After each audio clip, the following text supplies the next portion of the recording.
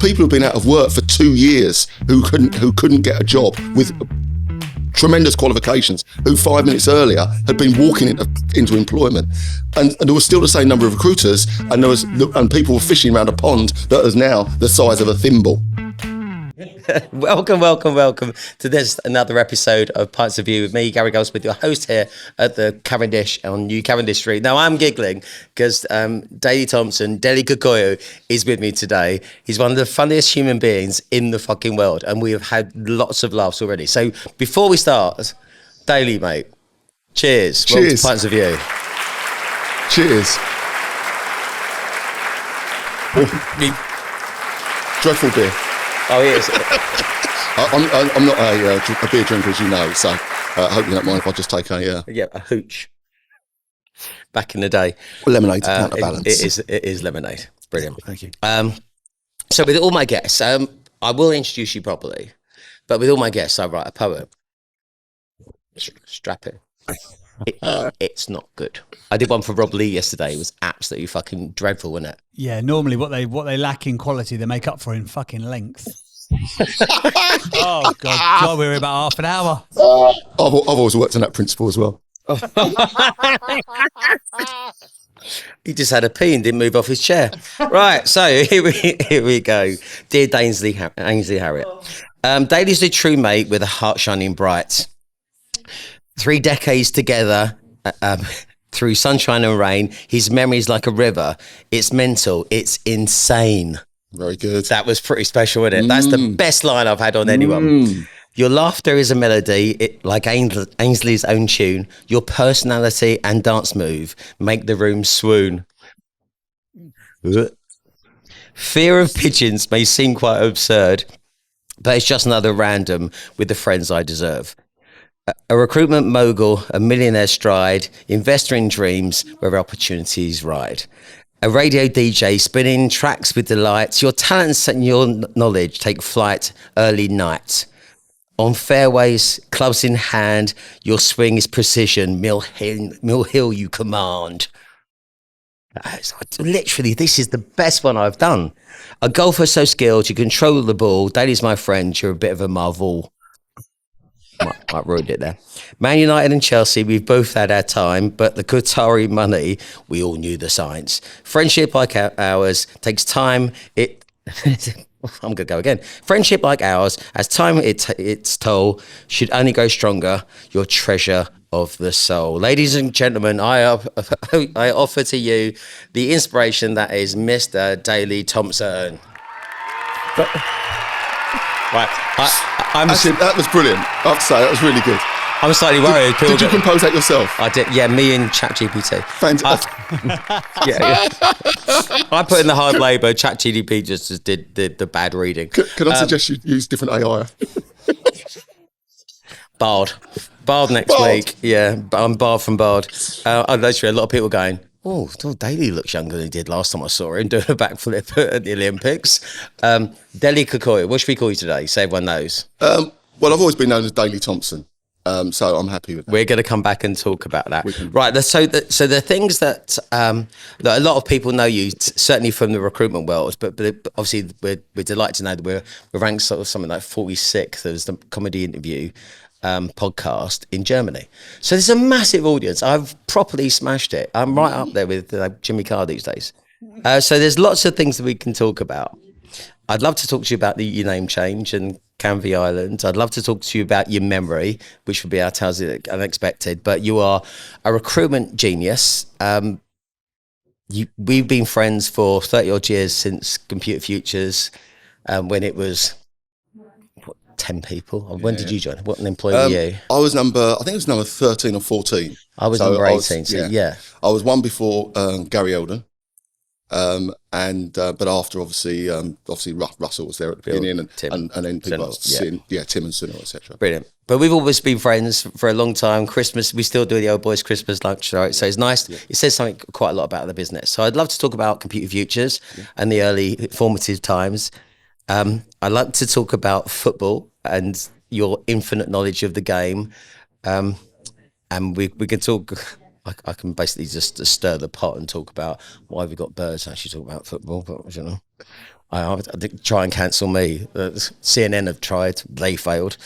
We could talk about music and you DJing, which is brilliant, and the fact that you're, I know you said +1, but your handicap is 1 at the moment, 0.99. Yeah, 0.9. But you can't shake anyone's hand because you got golf elbow. Exactly. Offending article. No, that's your hand, mate. And you got bad hip, bad toes. I mean, we're all falling apart these days. Yeah, held together by sticky back plastic. Exactly that. Do you know, Bill always looked like the person Bill Botchell was one of the founders of S3, always looked like he was the first likely to go. He's got to outlive us all, isn't he? Without doubt. Yeah. It's that mongrel blood from Ireland.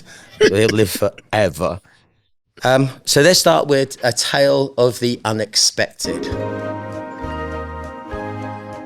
Throat no money.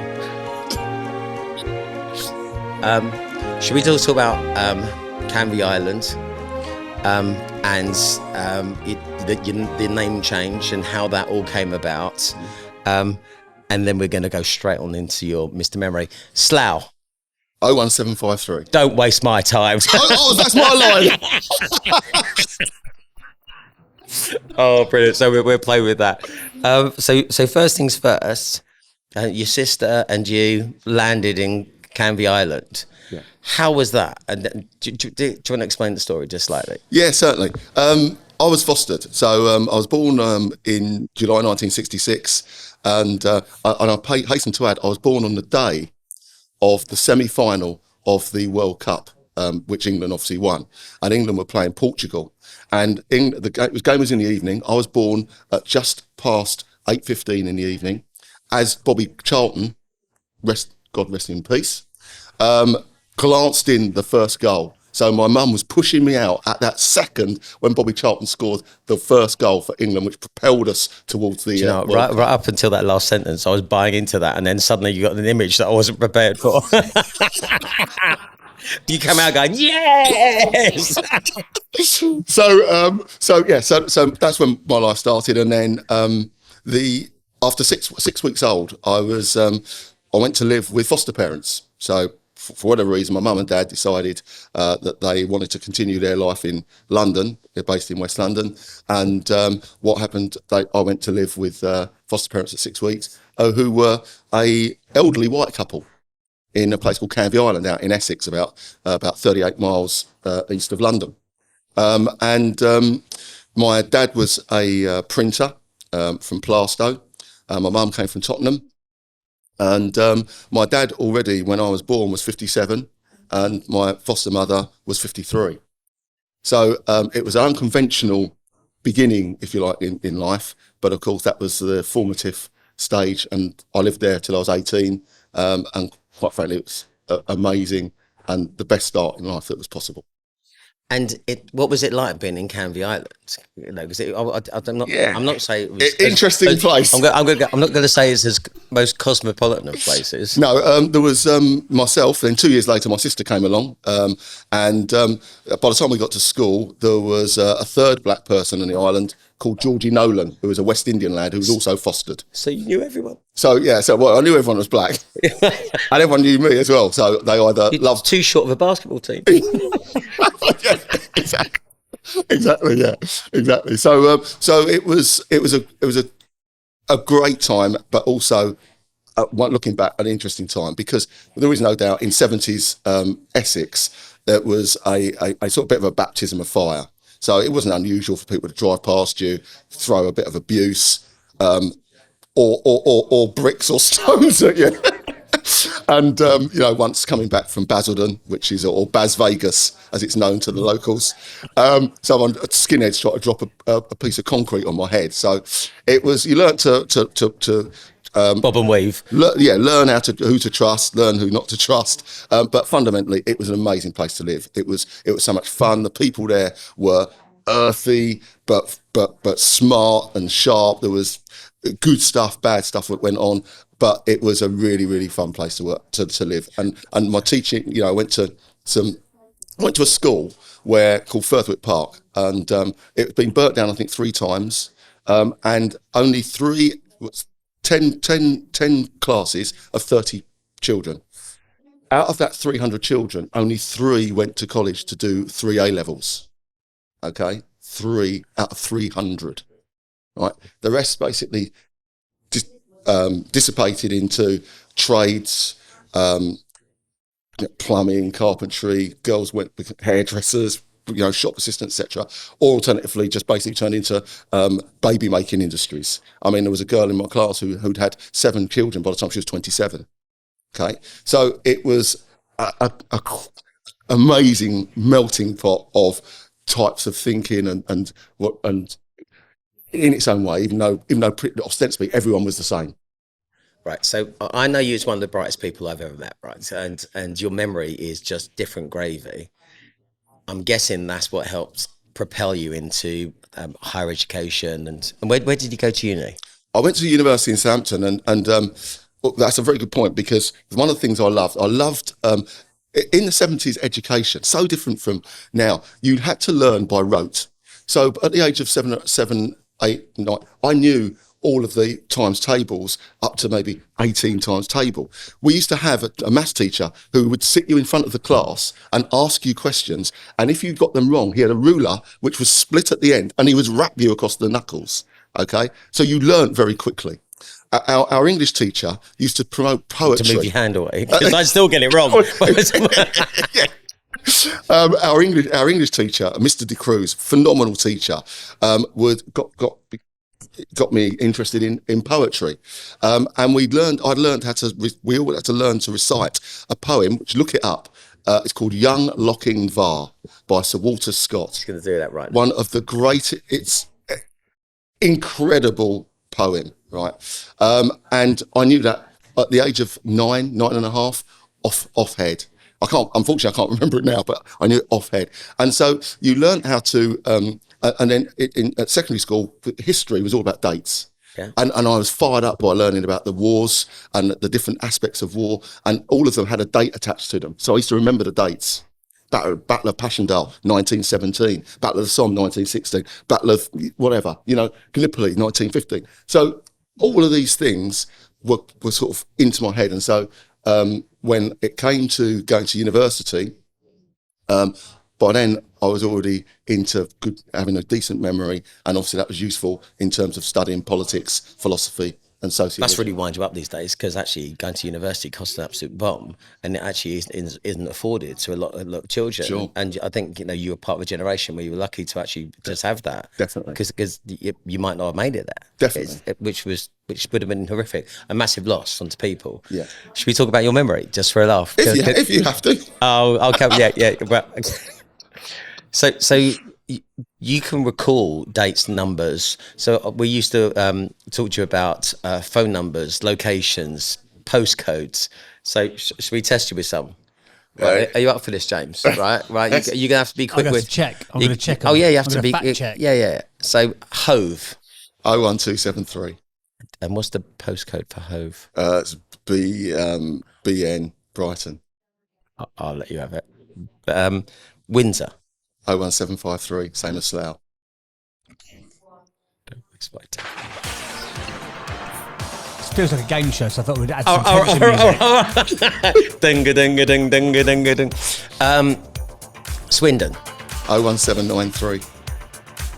It's correct. I've got friends who live in Swindon. I can confirm that is correct. Edinburgh. 0131.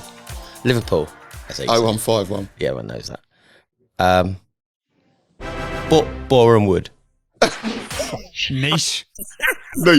It's actually a London. It's got a London postcode. 0208 953 or 954s. Share that. It is as well. I used to work in Boreham Wood. Oh no, it's 0208 953. That's correct. That's ridiculous. 0000. What's Simon Arber's birthday? Simon Arber's birthday is the 20th of September, 1958. Right, so you know what? This is just ridiculous. So, I could play this all day long. Well, We've got to be out of here. We've got to be out of here by 5. So can we move it on? There's pumpkin competition. It's more important than pumpkins. yeah, that's brilliant. So tell us a story about when the old CRMs weren't what they are today, right? They were pretty clunky, and they would fall over fairly regularly. Tell us that story about where basically we're all going, well, what do we do? Because nobody knew a number. Yeah, I mean, without being sort of, going too much on this, but it was always useful to have a good memory because, there were times when the systems, particularly back in the old days, as you've just now alluded to, the system would fall over. And, so you'd have potentially up to an hour sitting there, everyone sort of arms folded. Well, what can I do? What can I do? Phone your mum. Get your phone time up. That's right, yeah. And in the meantime, I was able to crack on because the first several pages of the list of clients and customers, I knew the numbers, so I didn't have to wait for the system to come on. I could just crack on, and I still remember, Selfridges 071 629 1234, and just a whole list of customers that I could just get on with. So yeah, very useful from time to time. Very useful for that. Well, very useful, especially in recruitment. What's his name? Bosch. What's his name? Oh, the person you absolutely need. I used to have to make up names and then basically try and sell back in. So he let me down, but I never let you down and have a total random coming. How did you find recruitment, or how did recruitment find you? And how did you become employee number 14. So recruitment, recruitment. It was an interesting story because I was working for a company called VNU Business Publications, which is a Dutch publisher of business titles, and I was on the flagship title, which was called Computing. It also had things like Data Link, Computer News, Computer, and various others. But so I was on Computing, and there was a transfer internally. My manager left the business. I don't know where he went to. I've never come across him again. He was I would say, in the top 5 most inspirational people I've ever come across. And his name was Philip Shabatai. So I'd like to, if he is listening anywhere, Phil, you're a top man. And when I first got into... Shabba. When I first joined Computing, I was on the telephone just as a trainee, and my first few phone calls, I'd get through to reception, and someone would say, "Oh, so what's your name, dear?" And so I'd say, "It's Daley Kukoi," and they say, "Oh, that's interesting, Daley. Can you spell that for me?" So I say it's a D-L-E. Oh, I thought it'd be surname K-U-K-O-Y. Sorry, dear, I didn't quite catch that. So after 4 or 5 phone calls, I realised that my career was dead in the water if this continued. So I looked across to my gaffer, who was to my left, and said, "Phil, I think I'm finished unless I do something. Can I change my name?" He said, "Well, what are you going to change it to?" And at the time, the preeminent sports person in the country, possibly in the world, was Daley Thompson, the decathlete. So I said, "Well, my name's Daley. What about if I call myself Daley Thompson?" He said, "Okay, winner." I've got to say, strong. What I'm going to do is align myself to one of the tops. I should have gone for Tiger. Yeah. He was only 11 at the time. I think it was less than that, actually. So that's what I did. And so then they had a different kind of conversation when he got through. It's like, "Daley Thompson, really? Yep, put me through." If they challenged me, I said, "Listen, I'll send you a photograph," and basically just whiz myself through till I got to decision makers, and then after that, it was hopefully just make the magic happen. Lyrics. So that really was the Can I just jump in, because we did this once when we had 2 Martin Kings, and they were both based out of Maidenhead, and we made a decision internally we couldn't have 2 people with the same name, so we held a vote for the person. You love this, James. We held a vote for the person who was the newest into the business. So he was. His name was Martin King. He came from Liverpool. So what do you think we gave his name? You'll remember this anyway. What do we call him? Nick. Nicking. 8 years. 8 years of being called Nicking. Brilliant. But he left and changed his name straight back. And I thought, idiot. Right? You actually have got a reputation now. You were quite good as Nicking. Yeah. Mind you, he was stealing a living. It was. I'm here all day. So that's for your VNU. Oh yeah, sorry, yeah, I've gone off piece already. Oh no, that was me. What was the question? Getting to CF. Yes. Oh yeah.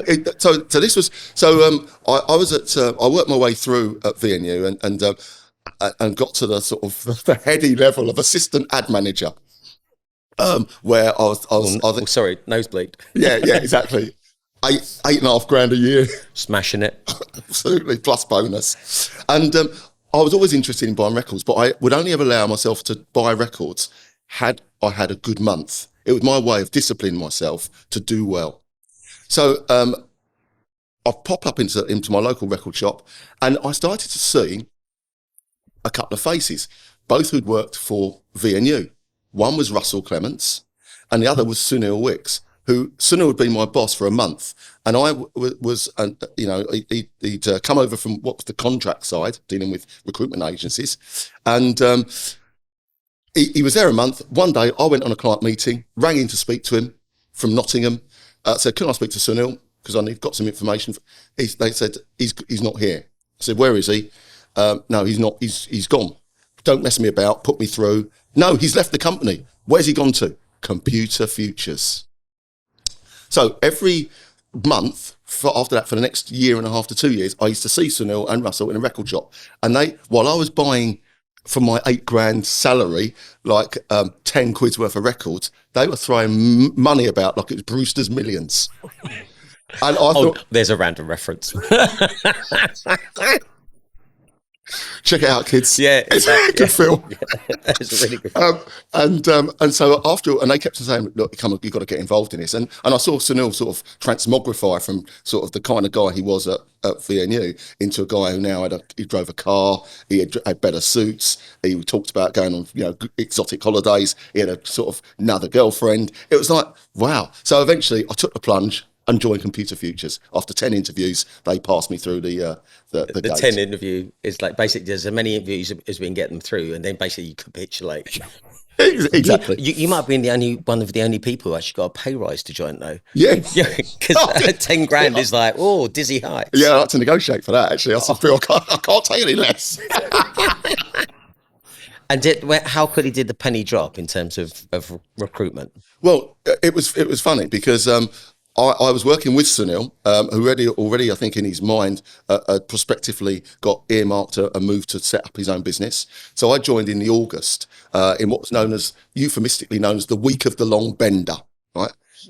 Which was careful out there, careful. Dean Ridgewell. No.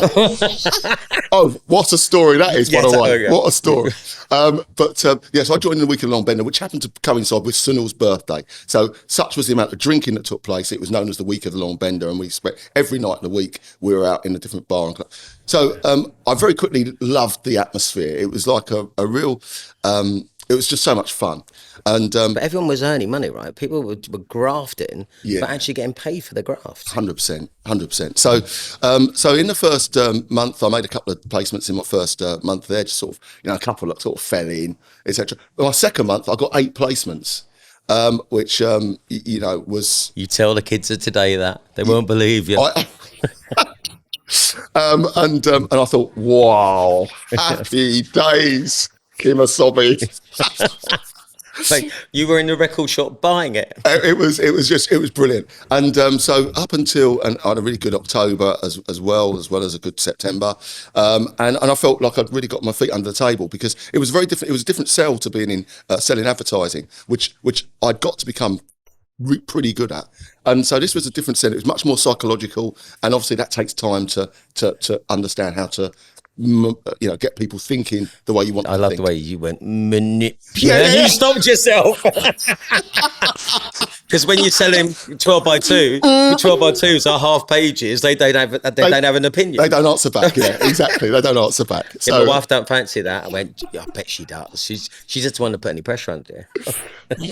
So I had some formative moments. There was a placement I made of a girl called Opal Crookshank, and what's her phone number? She lived in Burnham, so it's there. And 753 again. Yeah, yeah, exactly. And that I lived in Burnham. Really, yeah. So that a placement like that gave me confidence that I could do anything. I could, once I listened and understood how people thought, then I could, enable them to think the right way. So that we're very grateful for those whole Computer Futures days, friends for life, skills, life skills, as opposed to just being business skills. It soon became not about the money, about growing something, growing people. Yes. What do you think the essence for that business, that culture where it's cool to be good, and if you weren't good, you were kind of second class citizen, right? What was in the air? What was in the ether? The first thing for me was the personalities of the guys who founded it, Bill and Simon. Now, Bill was just the eternal optimist, the person who every year would turn up and say, this time next year, we'll all be millionaires. Even the year. So when I first started, when it got to Christmas, we came back after Christmas and the market had disappeared. It had fallen off a cliff. All of a sudden, we then had 2 to 3 years where I did permanent recruitment in AS400. There was only 5 jobs in the country. Right? And Sunil and Tim were all over. You know that? Because I was canvassing everybody, and it was like no. And one of them was a camping company in Cumbria. Right? There were people who'd been out of work for 2 years who couldn't get a job with tremendous qualifications, who 5 minutes earlier had been walking into employment. And there was still the same number of recruiters, and people were fishing around a pond that is now the size of a thimble. Do you know that's a proper recession, right? When the world shuts. Yes.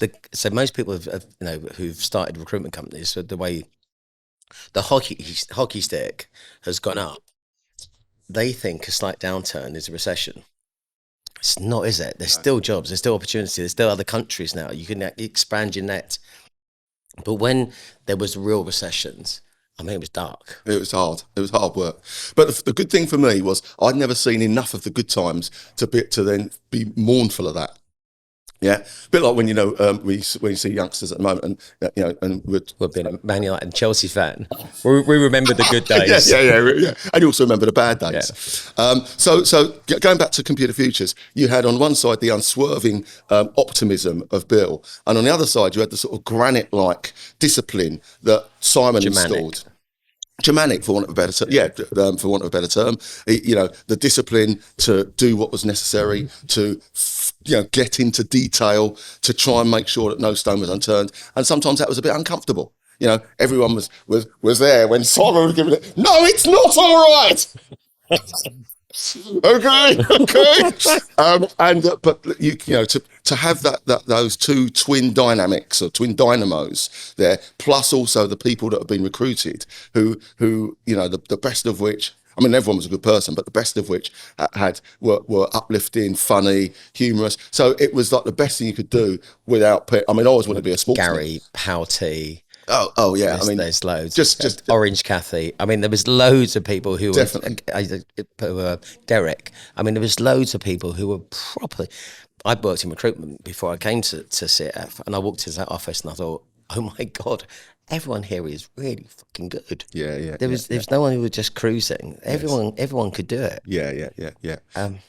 So it was the best thing best thing for me, short of putting a pair of shorts on and going and playing sport. It was every day was sport. I'd wake up in the middle of the night and think, I've got an idea of how I can turn something around. Even if it didn't work, it was like, okay, I'll get another idea. And the ethos around the people were everybody believed that things were possible. And I think that was one of the great things about Computer Futures. And also the company had a heart and a social identity. I remember one of the things which really turned me onto the company was Bill, on one of his rare client meetings, had been asked to go to Sainsbury's. And he went to Sainsbury's with a consultant, and he went to see some HR bint who was kind of fairly disparaging about recruitment. But to be fair, we just called HR a bint, so I think we're pretty disparaging about HR as well. It's mutual. They just get in the way. And this lady, she was trying to negotiate a discount, and was basically, well, come on, who are you? You're just a small recruitment agency, who do you think you are? Come on, we're Sainsbury. And Bill said, look, if that's the way that you look at your suppliers, we don't want any part of it. And he got up and walked out. And that was, when I heard that story, I thought, this company has integrity, it has honour, and it has strength in its beliefs, or power in its own beliefs. And that really fortified my own allegiance to the organisation.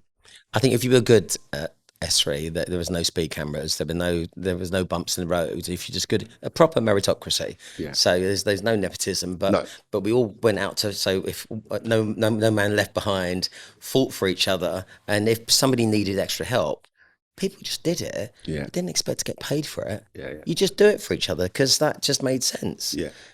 It was. I mean, I love it dearly, and I find it very difficult to talk anything bad about the business. Yeah. But if you weren't good, you weren't hardworking, you got shown up instantly, and you were pinged out the door. It's like, and everyone, hey, gone.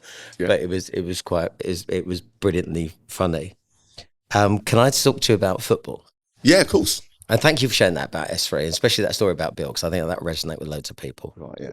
So as a tired, burnt out, disappointed, depressed Man United fan, as you all are, what keeps the hope? And I can say that because I'm worse than a Chelsea fan. It used to be so much fun, and now suddenly it's really hard actually supporting your team. And I think it's especially hard because my knowledge of football is basically periphery. It's like cosmetically thin, where yours is properly down to the DNA and roots. You know it. Where does your love of football come about? And this infinite knowledge of pretty much everyone, their scoring stats, the time they score goals. I mean, this is madness, mate. Well, it came from my dad, my foster dad, because my foster dad, as I said to you, was already 57 when I was born. He was at your age today. Yeah. So he wasn't actually an old man. Well, no. When you think about it, right? But obviously the differentials then. Yeah. Someone in the 50s then was, he smoked 60 a day. I mean, the man was extraordinary, and obviously in the end died at 73. But the point I was going to make is that my love of football and all sports came from my dad, and who showed his own personal credentials. He was a West Ham fan who was at the he was at what was known as the White Horse Cup final in 1923. I remember it distinctly. I remember all the imagery because it was almost like one of the first TVs. 100%. And basically everyone piled on. There's that massive wild stallion. Yeah. Basically just trying to coerce all the players, all the fans back. Absolutely. And they actually didn't go back into the stands. They were on the touchline. It was 1923 Bolton Wanderers versus West Ham United, and it was 130,000 people in Wembley Stadium. First time a cup final been at Wembley, and a single rider on a horse controlled the crowd. Different day, respect. Astonishing, eh? Astonishing. Different day. So he taught me about everything from football, cricket, golf. Golf, tennis, every sport. Was something which was in my sort of orbit in terms of interest, and that was down to my dad. So and I started playing football from an early age for a local team, and we used to get pumped. I was telling my son Ryan, who laughed his underwear off, that we once got beat 26-0, but I came home in the car. You had a great game. Exactly. and my dad said, "You know what, Dave? You had a great game out there, son." And that's the kind. I loved it. Cut football. Out the same cloth. Yeah. So as we particularly after, I've always loved football, and I've always loved the inner side of football, not the fluff and the. It's like what football is, the psychology, how people, our managers think, how players must feel. And my son plays football. Well, unfortunately, he's injured currently, but he plays football. And it's once you understand how footballers are, I think what you see is not, for good and for bad, is not a surprise. So I love football now. I love all manner of European football. Last week I was at Seville to watch Seville play Real Madrid. Well, why did you go there? Was it just Anne made you take her on holiday? No, we went as a group and sat and end up standing with the ultras behind the goal at Seville, who then said, you can't sit here. You can't. So we had to, everybody in the stadium stands on their chair. They were standing on their chairs. I mean, in England, the place would be closed down. When Seville scored, a body came flying over our shoulder of a girl who landed on her face, exploded her nose, and she had to be carried out. The whole stadium was just a seething cauldron. It was amazing. I've been to Lazio, Roma. I've been to Dortmund, Inter, AC Milan. I've never been anywhere like Seville. It was extraordinary. We had a great Computer Futures trip there. That was different. Was that a stolen car trip? No, that was. Oh, let's not talk about that. I think that was the one. Well, yeah. Don't mention a stolen car, but there's the one where the guy was actually buying maracas in the local shop and coming and selling them for 3 times, and then we gave the girl a tip, and it was more than like 3 times her salary, and she basically burst into tears. It's just like it was one of the best trips in the world. So yeah, it was really lovely, that one, which is brilliant. But your knowledge of the detail of football and players and their histories, you're like what do they have in cricket? The wisdom. Yeah, you're like a walking wisdom, and your knowledge of that stuff. Do you study it, or is it just the fact that you just permanently got it on? No, obviously I watch. Like last night, I was watching Coventry West Brom. Then I was watching Lazio Fiorentina. I flicked over and was watching Granada play, and so I'm looking and finding, seeing what players that might catch my eye or that I thought would do really good or whatever. Just as a matter of course, really, just in terms of increasing my own knowledge or enjoyment of the sport. Do you make notes? Or no. What, my memory?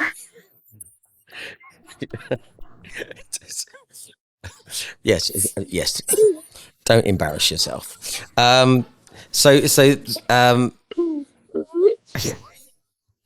That is ridiculous. Has this actually followed on with the boys? No, not conspicuously. No, my sons are typically products of 22nd or 21st century. They're just basically, to currently Google, Wikipedia. But I love the fact that you still go on holiday with Sunil and the boys get out and you end up playing the Olympics and being very competitive. And it must be nice having sort of young men now who basically can challenge you a bit. It's like, they're well past me. Forget me. Oh, really? I'm just a speck in the rearview mirror. Oh, really? Oh, yeah. Yeah. Which is the best view of Slough. 0753. So your other passion that you already alluded to, music. But you are DJ DT. How did that ever come about? With the DT. As I mentioned earlier, I mean, obviously, I bought records, but I didn't have any money, so I only bought records as I was going through VNU, and I started to accrue a little bit more myself in terms of. You tell me you got the cheap ones, all the soul ones from the 60s, 70s, 80s. Is that where it came from? Oh yeah, exactly. Well, 10p. But a few going back to, I'd finished. I sort of stood down from my role at Computer Futures, and that summer there's an open air festival in Barnet, which is not far from where I live, called the Summer Solstice, and it was set up in commemoration of a lad called Andy Weeks who died sort of fairly prematurely. So it was set up originally by his brother to just raise some money and raise some awareness for the home that he'd been in before he died, or the charity rather that before. That were working with him. And anyway, this started off as quite a small gig. It's like just a band of friends, 30, 40 people playing a bit of music in a field in Barnet. Now they get 3,000-4,000 people turn up. Okay, it's huge gig. And I was there in 2010 during the course of the World Cup of South Africa. And everyone was squeezed into the clubhouse, and the music's going on the outside. I'm watching Colombia versus, I think it might have been USA or something like that, and Colombia Chile, sorry. What was I think it was 1-1. And we're all squeezed in, and I'm standing next to a guy who I recognise as a bit of a name in the soul, jazz, funk sector, a guy called Scott James. So we just started talking, and we started talking firstly about football, etc., etc. And then from outside the clubhouse, obviously the music's still pumping, and a track came on called Extra Special by a band called Atmosphere, which is a British jazz funk ensemble. And I turned around to him and said, I love this record. And he went, so do I. So it sounds a little bit of a sort of, Brokeback Mountain moment, but it was like a meeting of minds. And anyway, we finished, the game finished, and he said, oh, great to meet you, mate, etc. He said, have you ever done any radio? Because we were talking about our musical taste. He said, have you ever done anything on the radio? So I said, no, why is that? He goes, I've got my own radio station. He said, at some stage, it'd be great to have you on. So it was one of those conversations. I didn't think we'd exchanged numbers, but I didn't think anything would ever come of it. And that was in the June. And then in the first day of September, I get a phone call. He goes, mate, I don't know if you remember, but we bumped into each other at summer solstice. He said, one of my DJs has gone down, unwell. He goes, he's gone down, he's got a problem with his family, he won't be around. Would you like to step in and do a show for us? So I was like... Sounds like work. Yeah, I wasn't sure whether Anne said to me, look, come on, you've been waiting for this, get in there. So I went along. I had the first show, I shot a semi-chaperone. It went down quite well. Then they shoved me on the Thursday night, 12 till 2 a.m. slot, which I lasted at for about 7 months. And then they decided that I deserved some sort of promotion. So I then got the Friday night, 10 till 12 spot, which which is massive, right? Which is good. In radio terms, for soul and jazz funk. Yeah. What would you call yourself? Soul, jazz, funk. I play a lot. It's most of the music is between the mid 70s and the mid 80s. So it's funk, soul, jazz, funk, boogie, disco. That's in that order. So, and I play a lot of disco, particularly in the second hour. So, but underground New York disco. And so the shows, the Friday night get down. I subtitle it "The Best Night Out When You're In." Catchy, eh? Catchy. We can work on that. Best night out when you're in. When you're in the car. We can get it in the car as well. And I'm now up to put it into perspective. I'm now up to something like 550 shows. So if you're putting that into footballer territory, I've appeared more times than Gary Neville. I've appeared. I'm on the way to taking up people. Getting to someone like Paul Scholes. I played more than Tony Adams and people like that. So it's a not inconsiderable career. Hobby. Do you get paid for it? No. I do it for fun. Can you monetize it? Look, most of the DJs play out, so they play around UK, Europe, etc. I'm not interested in that. I just want to play music that otherwise, if it'd just be sitting in my racks at home, not being used, and it gives me a chance to play music, and it gives pleasure. Do you go to a studio to do it? Yeah, I'll go to a studio in downtown Tilbury.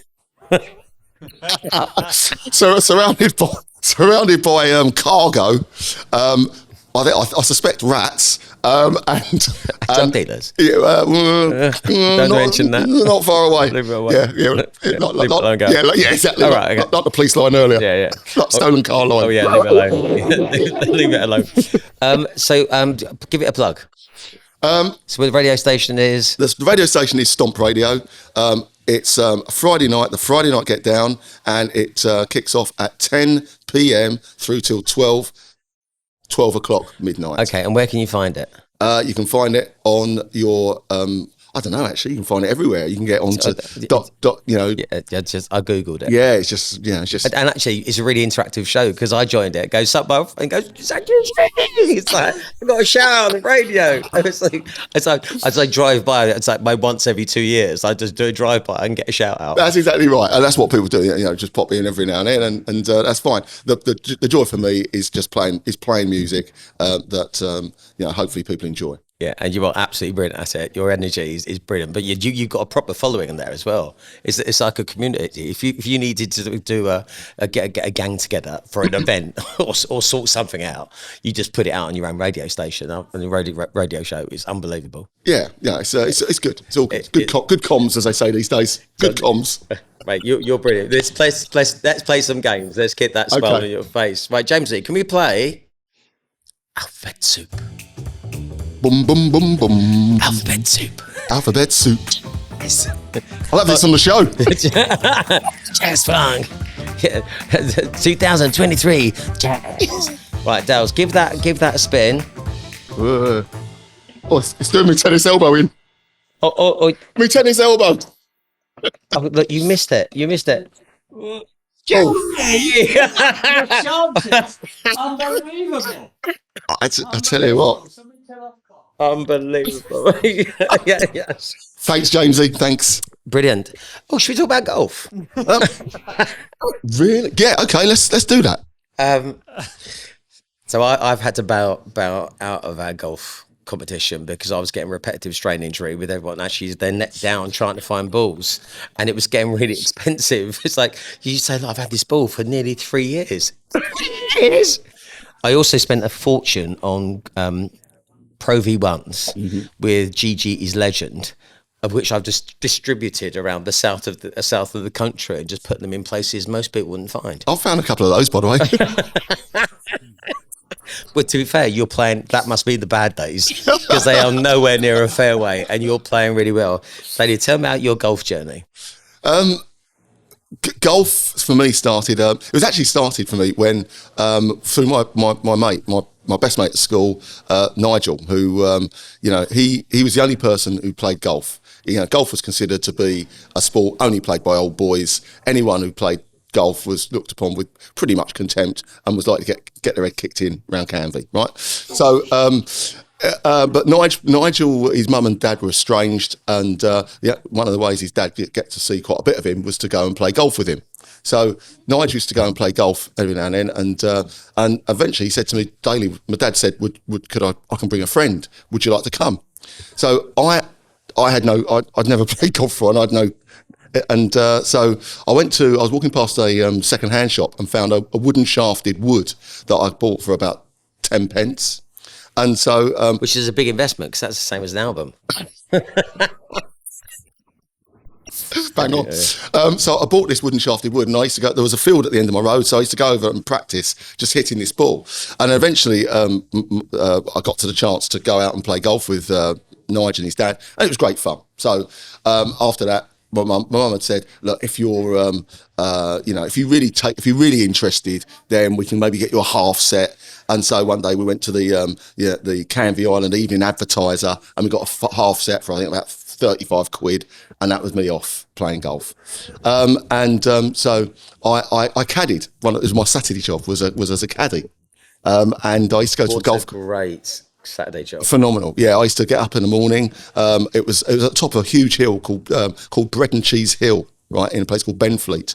And it was probably about a 5 mile trip up there. And I never had enough money to basically go there and back. So I'd get the bus on the way there and then do my caddying and then run back home, probably back 5 miles, and hang about the shopping centre for the afternoon with my and I'd get £2 for a round for carrying a bag, and £5 for 36.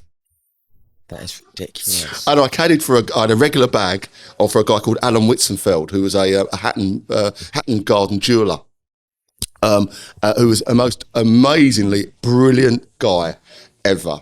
And he also sort of strengthened my love of golf, etc., etc. So he signed me in eventually to that golf club, which was quite a prestigious golf club. And I believe, I'm not 100% sure, but I pretty much believe that I was the first ever black member. He's forwarded me, and then his father-in-law seconded me, and then I had to go up in. I had a crummy old. I was about 13. I had to put a suit on, so I had my school uniform on, as these old boys in their 60s all peered down their pince-nez glasses at the interview. And I'm like, and do you understand the rules and etiquette of golf? What about rule 9, subsection 7? And I go, Funny enough, I'm very good at memory. Yeah, exactly. Yeah. 075,000. So I got in, and eventually I got down to about 12 at a time, and then went to university, stopped playing golf. So by the time I got back to it, I was off 18, and then when I stopped working, one of the things which I said I wanted to do, alongside getting involved in music, football, etc., is I said, okay, my ambition is to get to become a single-figure golfer. If I do that, I'll sleep I'll sleep happy in heaven. And obviously I got to that and then decided to go and obviously do a bit better. And so we're still working and still going for it. And I'm now down to 1 handicap, so 0.9. Probably the worst 0.9 handicapper in the country, but it doesn't matter because on the day I'm half decent. But you still win stuff, right? You've got a lot of silverware, but now you're actually playing for county. Yeah. But that's different, isn't it? I mean, as you said to me, no. Yeah. I said, is that like Foxes? No, gal. I get announced off the tee, and I'm a single figure. And it sure is that now. Daley Thompson from Mill Hill, or Middlesex, yeah, whatever, yeah.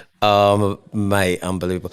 I once got announced. It was, do you know Benny from Crossroads? Yes.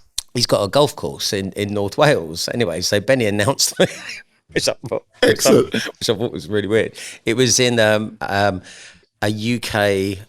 It was for the Open, so it's one of the qualifying tournaments. So it's effectively the pro-am. So we play with a pro, and then they get their card in and see if they make the cut. Yes, they've announced me. TV cameras on. I've sliced it. I mean, weapons grade slice. I know your slices. It's literally it's like break, and it's gone into the driving range. And now I've got 5 minutes with a white ball amongst 1,000 other white balls. And I said, can we walk off? Can I just walk off? Or can I go back to the car? It's like, either way, I'm all right. The one thing I don't want to be doing is doing that. And then some bastard found my fucking ball. It's like, oh, this is going to go on for absolute hours. 10. Yeah. My first golf club set was a Franken set. Off of like one of the back of the paper, yes, and it was just made up of just random pieces. And I lived on Norwood Green, and I used to basically just try and hit a wood across Norwood Green, which is not that big. Yeah. And once I think I connected for the first time ever. Yeah, it bounced, hit a car. It's gone through. It's hit a car, bounced back, laid in the road. It's like just walk the other way, just carry on, just walk it, pretend it wasn't me. Yeah. So yes. And that never happened. It wasn't me. I've actually got something that I've done specifically for you. Okay, lovely. So that I've got loads of really interesting friends, very few really bright ones. So I've saved this for you. Now I'm hoping that things go really badly, just to level the playing field. Riddle me this. We're going to call this. No. Have we got some music for Riddle me this? It's a setup. Right, I'll give you. I'm going to get dropped from Mensa. Is that with a serious? Right. I'm not a toy, though many use me for fun. I'm big and heavy. Have you started to read one out yet, or are you just getting some stuff off your chest? I'm reading one out. Nice line, Jamesy. Yeah. Edit that. I'm not a toy. Many use me for fun. We all went off in a different direction then, didn't we? I'm big and heavy, but can be easily spun. Not a toy. James, you're playing as well, mate. I'm not a toy. What do you reckon, Jamesy? Oh, you might have said it earlier. What do you reckon? You know how his mind works. I might have said it earlier. You might have said it earlier. I'm not a toy. What did I say? Stamp? No, stamp was the right answer. I said that's the globe. It's a globe. A globe. A globe. We'll have it. James, brilliant. We're one up. No, 1-0. We're one up. We're one up. Okay, Jamesy, right. We're one up. Okay. I'm not alive, but I can grow. I don't have lungs, but I need air. I don't have a mouth, but water kills me. What am I? I've got it. Toy? No. I'm going to go balloon. That's amazing. Oh, James. No, it's totally wrong. Oh, 1-1. No, an iceberg. Oh, an iceberg. Yeah, you're going in too quick. Give us a little second though to at least have a go. Well, you powered in. Okay. I thought you. Fine. Hang on. No, that was wrong then. Okay. We'll choose one more. You choose a number. Well, otherwise, I'm choosing really hard ones. 11. Oh, not 11. He always goes hard on 11. I'm always hungry. I must always be fed. The finger I touch will soon turn red. What am I? I'm always hungry. I must always be fed. The finger I touch with will soon turn red. What am I?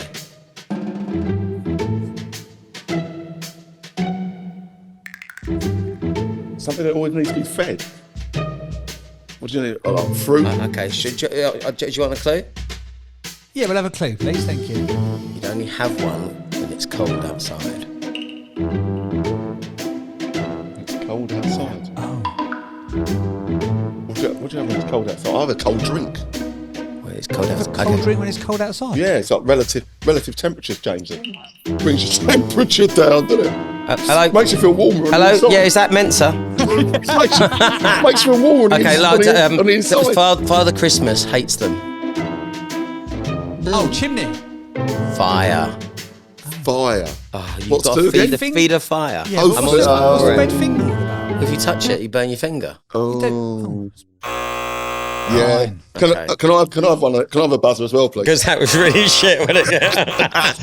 I like the idea of it, though. All right. Well, do you know what? Yeah, that was shit. Literally, I did that last night just for you. I'm absolutely ruined, mate. Bless you. It's been an absolute joy and an absolute pleasure having you here. You know I love you dearly, mate. You've got a really good heart and soul, and I know you remember everyone's birthdays because you always message them, which is delightful. The success that you've had in your career at S3 and now as an investor is phenomenal. You blow my brains out about how bright you are. Joy to be your friend, mate. Thank you very much for getting up the time to be here. Oh, First time in the West End this year. Yeah. I think you need to take Anne out more often because literally She's all right. Boreham Wood. She's all right. She's all right. I said, how's Anne? She goes, alive. Oh, unbelievable. Yeah, just threw you under a bus there. So you're welcome. We always offer our guests. Oh, no. There's two things I want to say to you. What advice would you give to the 18-year-old G?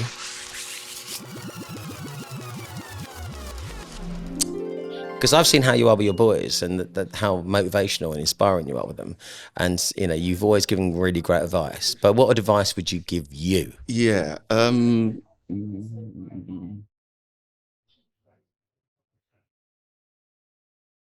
Be more. I'm somebody who I like doing what I do. I'm not the most what's the word, exciting of people. So what, you had the same lunch for how many years? Oh yeah, for centuries. Oh, well, yeah. The jacket potato, cheese, baked beans and bacon, cherry pie, and a Fanta. Which I switched to diet after a while. Unbelievable. I mean, we're talking like 10 years. Yeah, every day. And it looks like this after having that for lunch every day. No, now I have a cheese sandwich every day with. I'm into Diet Coke with lemon. Tip everybody: Diet Coke with lemon. Beautiful, really good. Really? Yeah. Great story. Can I have a buzz? Yeah.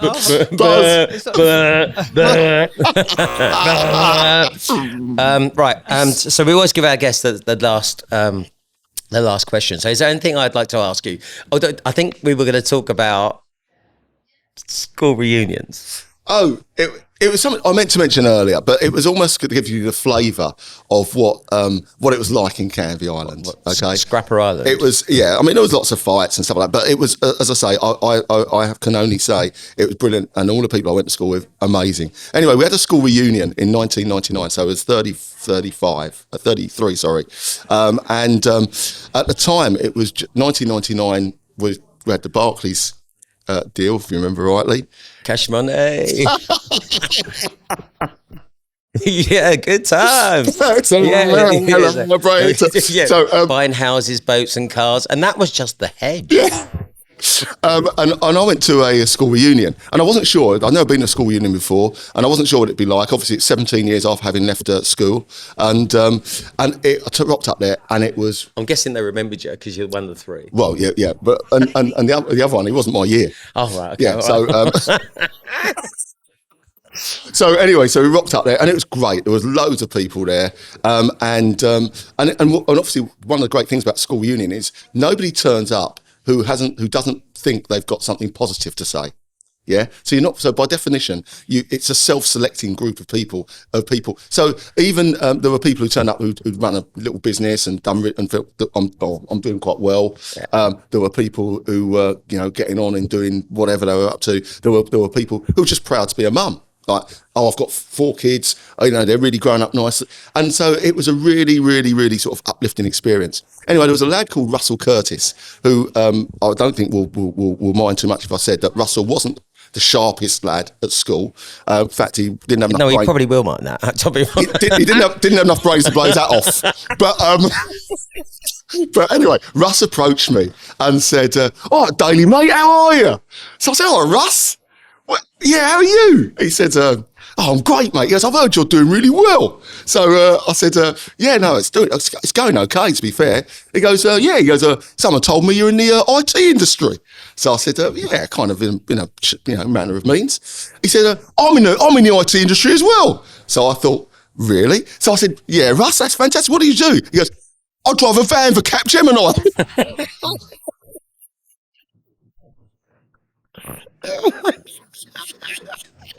I thought it was funny.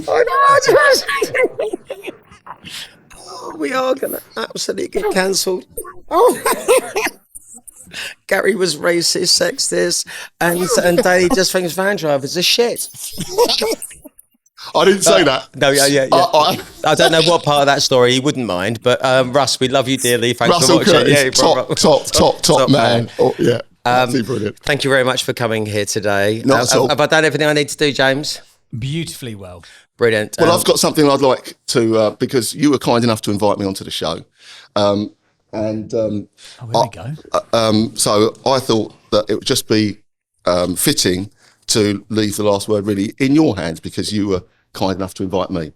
So this is something I didn't use ChatGPT for. A force of nature I've known for years. At times on our golf tours, you've necked copious beers. Press-ups with Gallagher, dancing and games, but a serious dude when it comes to his aims. In business, bled contract, in him through and through. In football, a devotee, forever a blue. Decent at tennis, a forehand of gold. You anticipated a plane that would have had to be sold. At times somewhat naughty, I think he'd confess. Yet how many are familiar with a real-life princess? Owns Maison de Bang Bang and lives like a king. Ibiza and Marylebones, where he does his own thing. Collected wives like confetti, but that's in the past. Webbed up now with Julianne, a gig meant to last. Doing good with the Pirates, got that hair on the go. May I thank you for having me on your Pints of View show.